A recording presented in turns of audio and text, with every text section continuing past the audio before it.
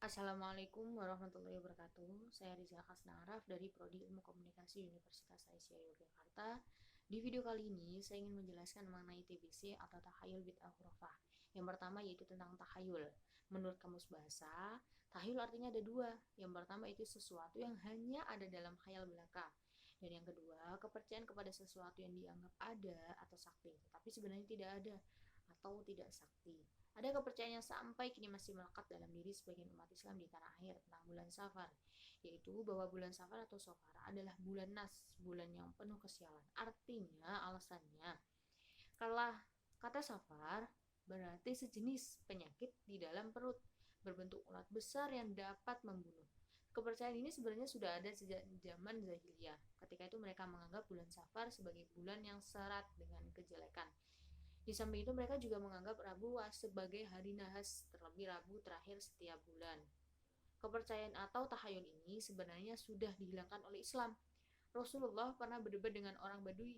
Tidak ada penyakit menular dan tidak ada kepercayaan pada tahayul, sabda Nabi Muhammad SAW. Badui berkata, lantas bagaimana dengan unta yang sehat, kemudian sakit setelah didekati unta yang sakit? Nabi menjawab, lalu siapa yang menulari unta yang pertama? Perdebatan ini menegaskan kepercayaan seperti itu tidak ada dan tidak dibenarkan adanya menurut pandangan Islam.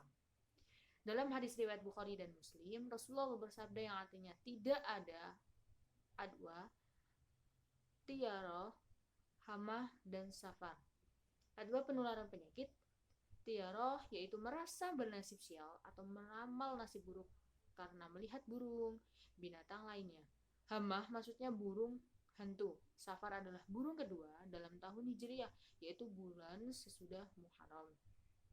Islam tidak mengenal adanya hari atau bulan nahas, celaka, sial, malang, dan yang sejenisnya.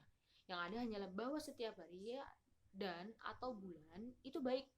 Bahkan dikenal hari mulai Jumat dan bulan mulia seperti bulan Ramadan, Syawal, dan Zulhijjah.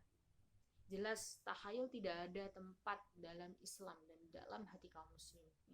Tahayul merupakan bentuk syirik yang diriwayatkan oleh Ibnu Mas'ud. Nabi Shallallahu Alaihi Wasallam berkata, tiaroh atau tahayul ialah sejenis syirik. Hadis riwayat Tirmizi. Yang kedua yaitu pengertian bid'ah. Secara bahasa, bid'ah atau bid'ah adalah satu, perbuatan atau cara yang tidak pernah dikatakan atau dicontohkan Rasulullah SAW atau sahabatnya.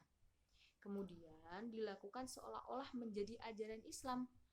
Yang kedua yaitu pembaharuan ajaran Islam tanpa berpedoman pada Al-Quran dan hadis. Dan yang ketiga pengertiannya yaitu kebohongan dusta. Dalam Islam, bid'ah adalah suatu amalan yang diada-adakan atau menambah amalan dalam ritual ibadah, padahal tidak dicontohkan oleh Rasulullah SAW. Sebagaimana pengertian secara bahasa yang pertama, tadi kalau secara bahasa adalah bid'ah artinya penciptaan atau inovasi yang sebelumnya belum pernah ada. Maka semua penciptaan dan inovasi dalam ritual agama, ibadah mahdoh yang tidak pernah ada pada zaman Rasulullah disebut bid'ah. Hati-hatilah kalian terhadap perkara yang diada-adakan. Karena setiap perkara baru itu bid'ah. Dan setiap kebid'ah adalah sesat. Dan setiap kesesatan tempatnya di neraka. Hadis riwayat Baihaqi An-Nasai. Barang siapa melakukan suatu amalan dalam agama yang tidak ada perintahnya dari kami, maka amalan tersebut ditolak atau tertolak. Hadis riwayat Muslim. Barang siapa yang mengada-ngadakan hal baru dalam urusan kami ini, agama, padahal bukan dari bagiannya, maka ia tertolak. Hadis riwayat Bukhari dan Muslim. Secara bahasa, bid'ah adalah sesuatu yang diada-adakan tanpa ada contoh sebelumnya. Secara istilah atau syariat adalah sebagaimana perkataan Imam Asy-Syatibi, bid'ah adalah suatu cara yang diada-adakan di dalam agama yang menyerupai agama dengan tujuan untuk terlebih-lebihkan dalam beribadah kepada Allah Ta'ala. Bukan termasuk bid'ah jika sesuatu itu diada-adakan di luar agama atau ibadah mahdoh untuk kemaslahatan dunia, seperti pengadaan teknologi dalam transportasi, industri, atau yang lainnya. Imam Malik berkata, barang siapa yang melakukan inovasi dalam agama Islam dengan sebuah amalan baru dan menganggap itu baik, maka sesungguhnya ia menuduh Muhammad SAW menyembunyikan risalah. Karena Allah Subhanahu wa taala menegaskan dalam surah Al-Maidah ayat 3 yang artinya, pada hari ini telah kusempurnakan untuk kamu agamamu dan telah kucukupkan kepadamu nikmatku dan telah kuridhoi Islam itu jadi agama bagimu. Bid'ah juga terjadi dalam bidang akidah. Syekh Yusuf Qaradawi dalam bukunya Fikih Prioritas menyatakan keyakinan yang bertentangan dengan kebenaran yang dibawa oleh Rasulullah SAW dan ajaran yang terdapat di dalam kitab Allah disebut bid'ah dalam akidah atau al-bid'ah al-i'tiqadiyah. Bid'ah mengingkari kesempurnaan Islam. Islam sudah mengatur berbagai sisi kehidupan manusia, mulai dari hal-hal besar seperti mengurus negara sampai hal-hal yang dianggap sebelah mata oleh manusia seperti tata cara buang hajat.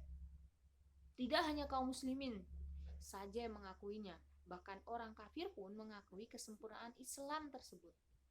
Salah satu bahaya bid'ah adalah pelakunya tidak sadar bahwa dirinya telah berbuat dosa dengan perbuatan bid'ahnya, bahkan menyangka telah berbuat amal yang saleh. Pengertian khurafat. Ketiga yaitu pengertian khurafat. Sumber khurafat atau jalama atau khurafat adalah dinamisme. Khurafat adalah dinamisme dan animisme. Ketiga yaitu pengertian khurafat. Sumber khurafat atau ijaan lama adalah khurafat adalah dinamisme dan animisme. Dinamisme adalah kepercayaan adanya kekuatan dalam diri manusia, hewan, tumbuh-tumbuhan, benda-benda, dan kata-kata. Sedangkan animisme adalah kepercayaan adanya jiwa dan ruh yang dapat mempengaruhi alam manusia. Khurafat diartikan sebagai cerita-cerita yang mempesonakan yang dicampur adukan dengan perkara dusta atau semua cerita rekaan atau khayalan. Ajaran-ajaran, pantangan dan adat istiadat, ramalan-ramalan, pemujaan, atau bahkan kepercayaan yang menyimpang dari ajaran Islam. Yang ketiga adalah pengertian khurafat. Sumber khurafat atau ejaan nama khurafat adalah dinamisme dan animisme. Dinamisme adalah kepercayaan adanya kekuatan dalam diri manusia, hewan, tumbuh-tumbuhan, benda-benda, dan kata-kata. Sedangkan animisme adalah kepercayaan adanya jiwa dan ruh yang dapat mempengaruhi alam manusia. Khurafat diartikan sebagai cerita-cerita yang mempesonakan yang dicampur adukan dengan perkara dusta atau semua cerita, rekaan atau khayalan, ajaran-ajaran, pantangan, dan adat istiadat, ramalan-ramalan, pemujaan, atau kepercayaan yang menyimpang dari ajaran Islam. Khurafat adalah bid'ah dalam bidang akidah, yakni kepercayaan atau keyakinan kepada sesuatu perkara yang menyalahi ajaran Islam.